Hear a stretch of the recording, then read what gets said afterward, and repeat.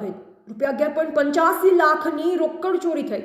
આરોપીએ ચોરી માટે નવી એમો અજમાવી આરોપી બુરખામાં ચોરી કરવા આવ્યા હતા। ચોરી કર્યા બાદ ભગવાન પાસે માફી પણ માંગી। સમગ્ર ઘટનાના સીસીટીવી કેમેરામાં કેદ। ચોરી બાદ એક ચિઠ્ઠી પણ છોડી ગયા। ઉધના પોલીસે 2 આરોપીને ઝડપી પાડ્યા। આરોપીઓ વિરુદ્ધ 70 ગુનાઓ નોંધાઈ ચૂક્યા છે।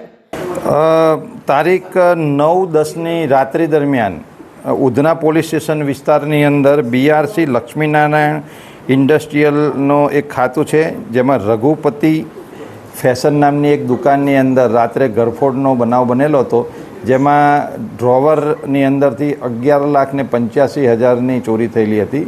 જેની અંદર જે સીસીટીવી ફૂટેજ ચેક કરતા એવું જણાઈ આવેલું હતું કે એક ઈસમ એના બાથરૂમની ગ્રીલને તોડીને અંદર દાખલ થાય છે।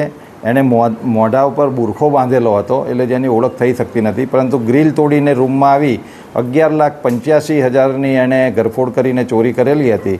તો ફરિયાદના આધારે પોલીસે તાત્કાલિક ગુનો દાખલ કરી અને પોતાની ટીમો કામમાં લગાડી, જેમાં ઉધના પોલીસની ડિસ્ટાફની ટીમને એમાં સફળતા મળી, જેમાં એ લોકોએ ઘણી મહેનત કરી અને હ્યુમન ઇન્ટેલિજન્સ અને ટેકનિકલ સર્વેલન્સના આધારે 2 આરોપીઓને પકડેલા છે।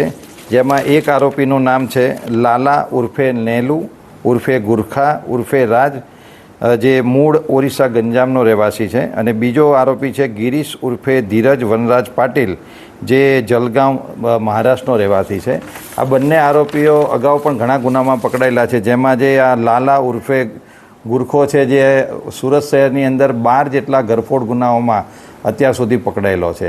આ લોકોને જ્યારે ધરપકડ કરવામાં આવી તેમાં જે લાલા પાસેથી 5,08,000નો મુદ્દામાલ અને બીજો આરોપી છે ગિરીશ પાટીલ, એની પાસેથી 5 લાખ એમ કુલ 10,08,000નો મુદ્દામાલ પોલીસે રિકવર કરેલો છે।